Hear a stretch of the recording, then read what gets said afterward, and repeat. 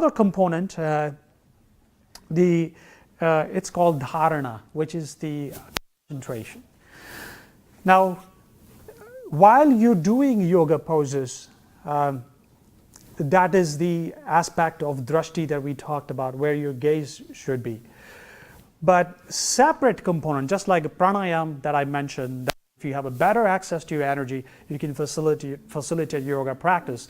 In the same way, you can have practices of various concentrations, and that can also facilitate your yoga practice. So,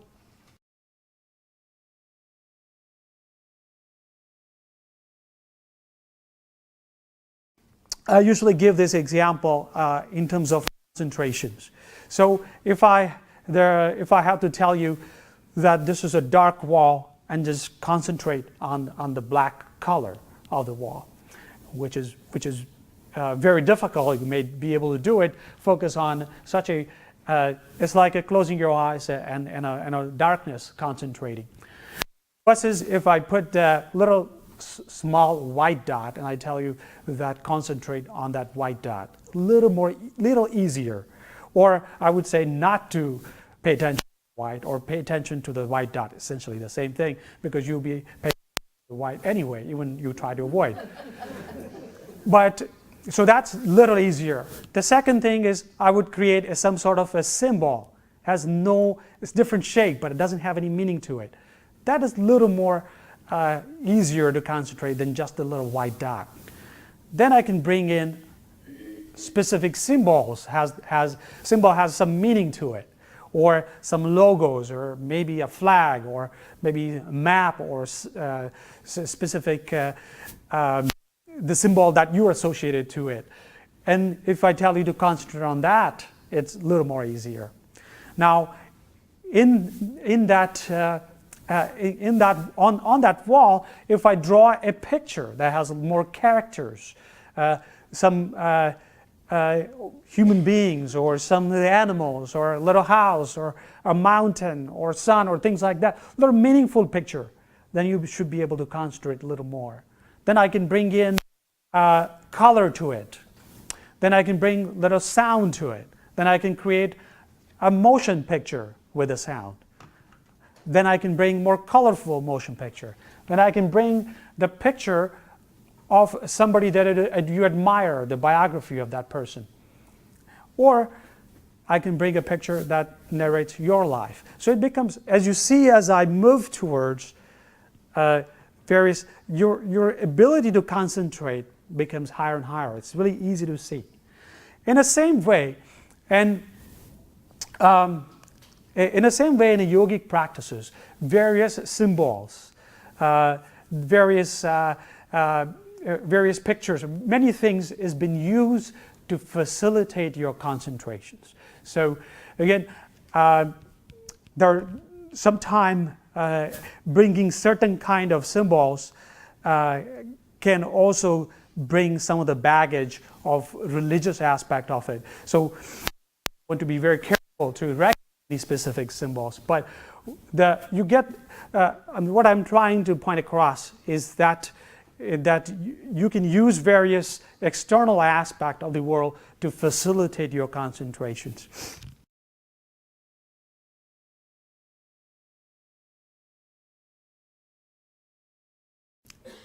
Now, again, in case that specific symbol is more powerful than other, depending on what sort of associations you have with those symbols.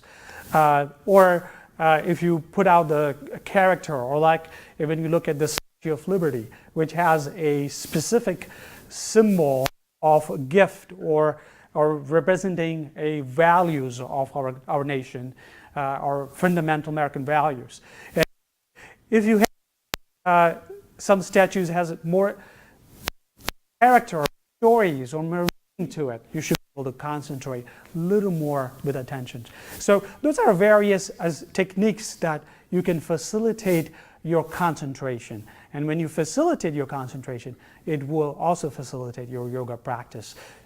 Now, there are various techniques of concentrations that that always specific to the individual. Some people would be, so there's no something like one size fits all or one way of concentration. So it all depends on each respective individuals. Now,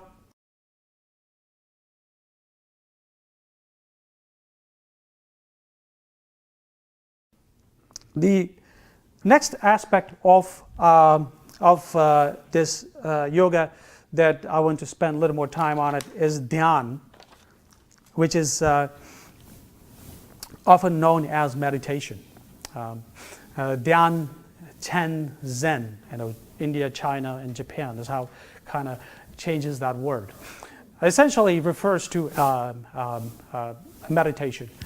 I don't like the word meditations, but for our communication purpose, to facilitate the meaning of, I'll probably use the word meditation instead of dhyan. So how do you define what is meditation? What exactly going on? In one of the aphorisms from Yoga Sutra that earlier we talked about, it says a tatra pratyaya ekatanat. What that means is that the one continuous attention to rather is a specific thought or specific object, but there's nothing second to it that come to your mind. That's essentially very literal understanding of what dhyan or meditation is.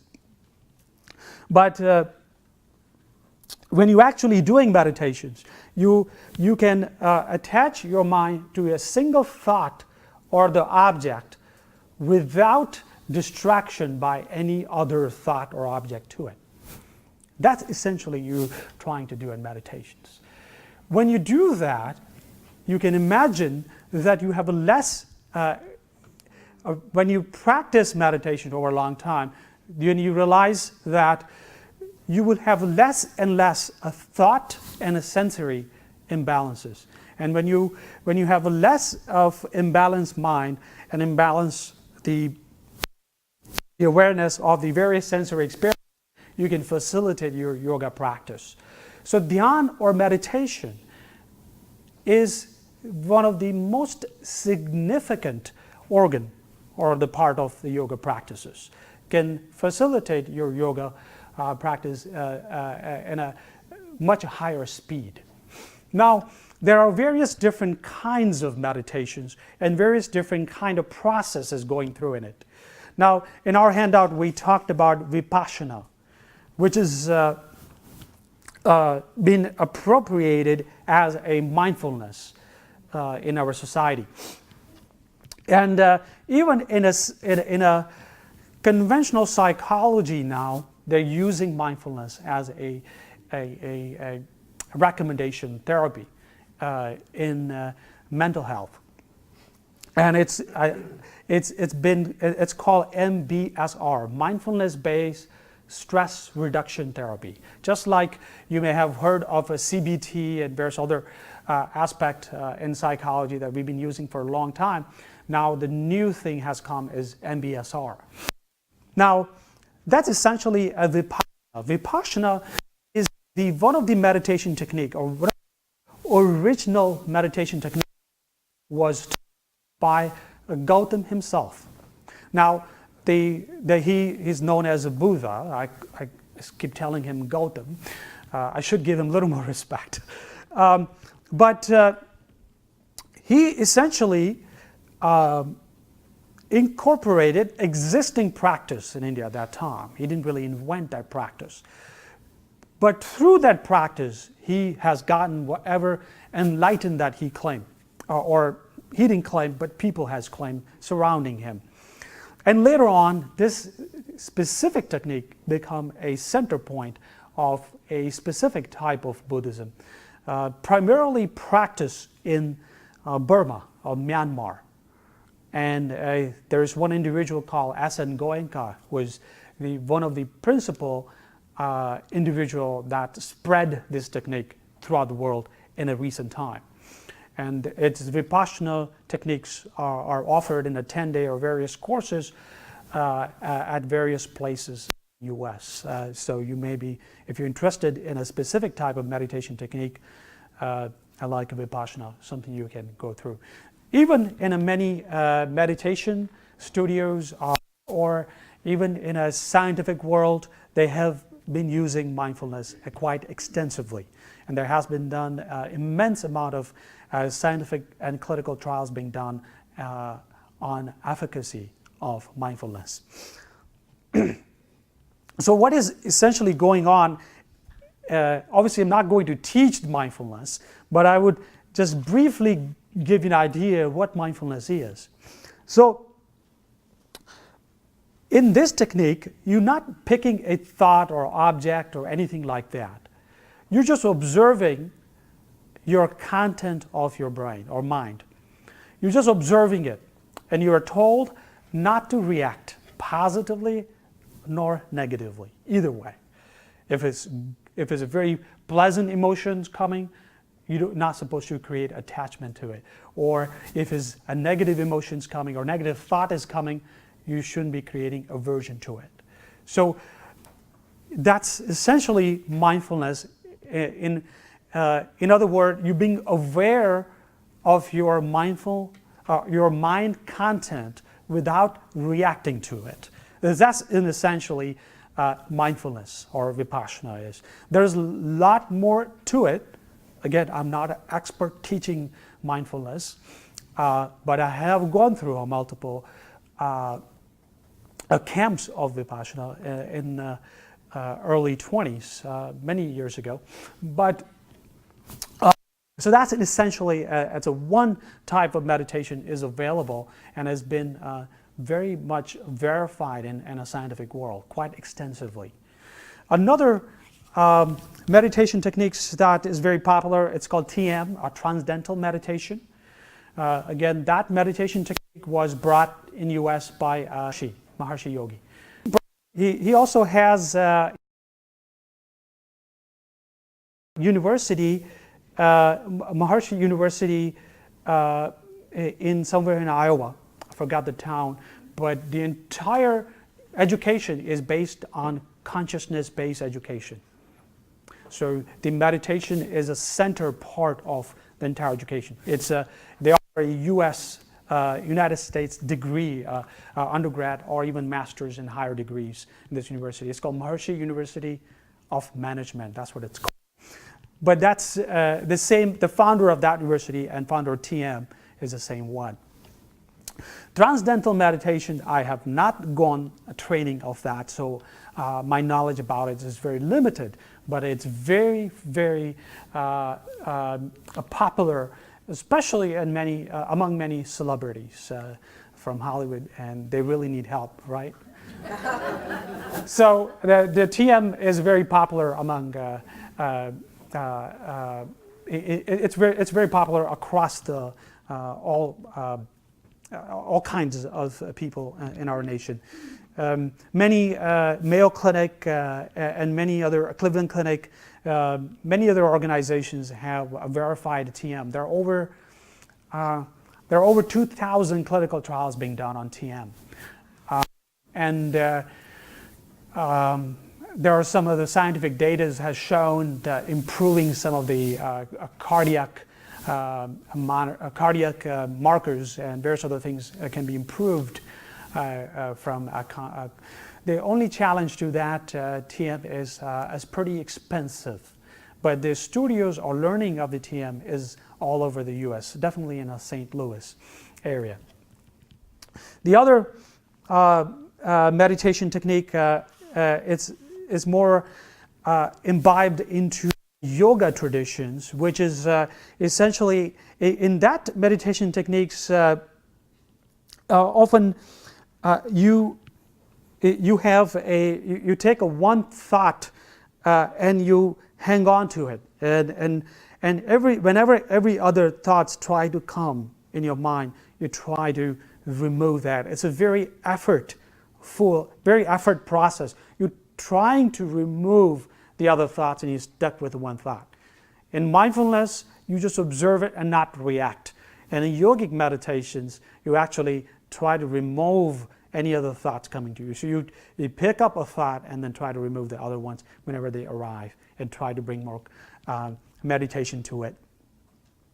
The other kinds of meditations, there are many different kinds of meditations. I'm just trying to give you the what internal process that going when you're performing a specific type of meditation. There are many different forms of meditation, very different things being used to meditate or facilitate your meditate across India, across the world. One of the meditation techniques called Vedantic meditations. In that meditation techniques, what you do is that you are actually an observer of the thoughts and everything that comes into your mind, and you are not identifying yourself either with your sensory experience nor the thought. You're not identifying yourself to it. You are observer to that. So that's another way of looking at or performing your meditation. So there's three distinct type of meditations. TM comes into this third category. Now, in the practice of meditations, there's various things can be done. You can use an object, and any sort of external object, and that's called drashya nuvid, means you actually seeing a specific shape and object, and you use that to unload the content of your mind. There is another aspect you can use, a sabda nuvid. Sabda nuvid, essentially, you're using the sound, or that's where the concept of mantra comes into the play. Use a mantra, use a specific sound in order to unload the contents of the mind. Now, and then very difficult meditation techniques, you neither use object nor the sound, and you're just trying to, and so that is a little more difficult. But after practicing meditation with the object or the sound, eventually you can rise up to without needing any specific tools to meditate. So now you can do it externally, or internally means that you close your eyes and create the shape of specific object. That's internally. Externally is actually focusing on some external object. But anyhow, these are the various techniques how you can facilitate your meditation and eventually facilitate your entire yoga practice, which is essentially expanding your consciousness beyond your individualities that earlier we talked about. Now, the other buzz phrase that we use about meditation is that you don't meditate, you become meditative. So it's kind of a little philosophical phrase. The other philosophical phrase we use for meditation is it's not the act of mind, it's the state of mind. That's essentially meditation. So this is sort of a buzz phrase that sometimes kind of helps people to understand the gist of what meditation is about. So that's essentially very brief understanding of dhyan or meditation. The next things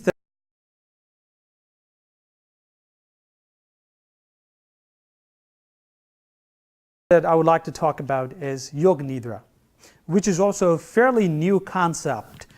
It has been incorporated in a Western world at various levels. I think as Stephen LaBerge, that's the name of the individuals, that has incorporated Yoga Nidra, and he termed as a lucid dreaming. That's the term they use for Yoga Nidra. There's another individual called Richard Miller. He also has incorporated, I think both of them are psychologists, I suppose. I think one of them is a neuroscientist or something. The Richard Miller, his program is called the Small I Rest. And there's a website, and they also offer various Yoga Nidra classes. Now, what is really Yoga Nidra? It's so being aware of external world. So there's a three state of mind. One is the being aware of wakeful state. The second is a dream state.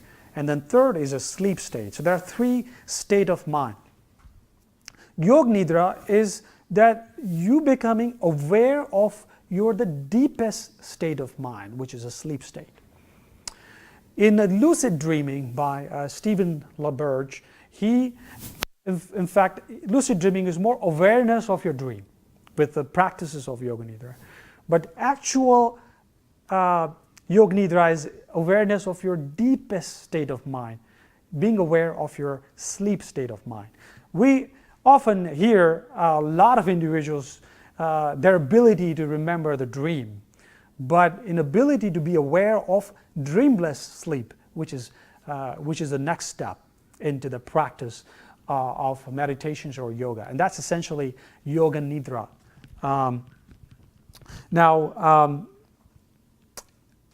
There is a lot of promising research on Yoga Nidra in treating the anxiety, insomnia, various sleeping disorders, PTSD, and also there's some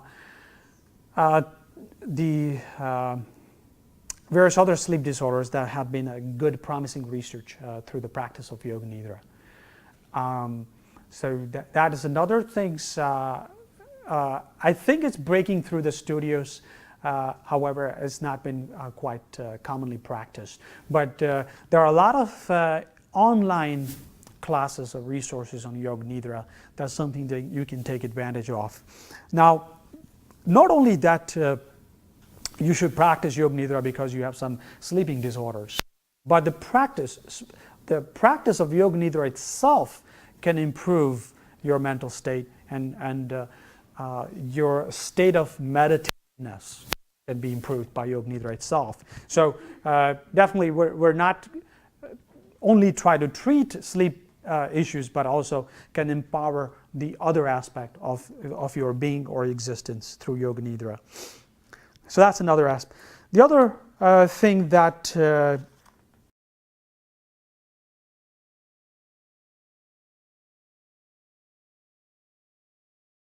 the sound healing or the mantra. Now,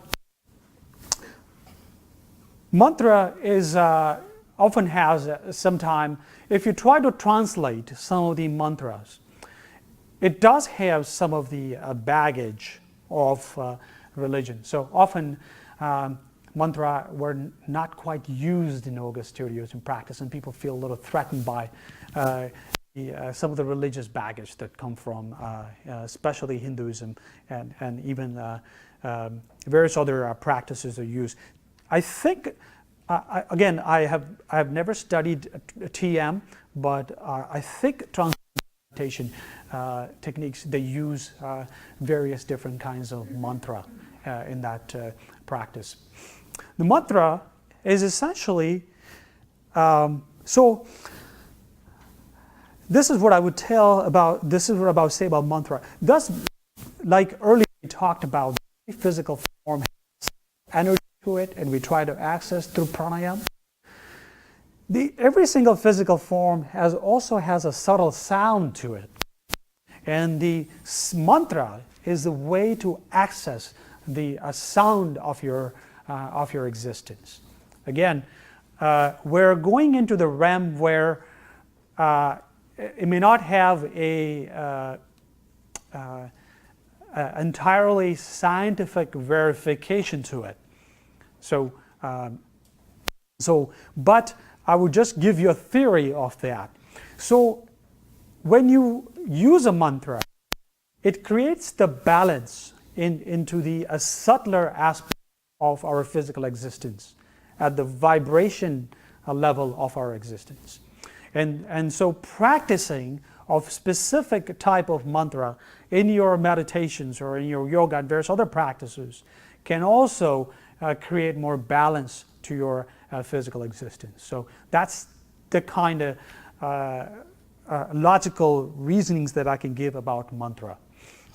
There are many different mantras. The simple one word that is often being chanted is Om. That is the simplest form of mantra. There's another Soham or Hamsa. That's another very short form of mantras being used. And there are many other mantras that has been practiced in the religious world in India to facilitate their conscious experience. They have not been quite used in the Western world.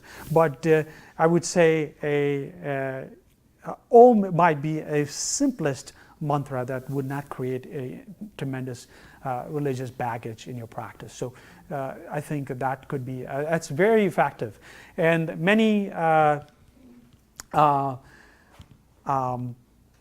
many individuals says that the Om is essentially the ultimate sound of the all existence. It's like when you have three colors and you mix those three different colors and create infinite amount of colors. And in the same way, there are three sounds that goes into the Om, and the different vibrations of the sounds and mix and match, it can create entire physical existence. Again, we're going into a unverified scientific theory. So again, forgive me for that for time being. So that's essentially the mantra aspect of it. Now, there's been good scientific research being done in terms of, I think some individuals here from hospice group, in hospice been used in music or the sound therapy. And not only in a hospice, but many other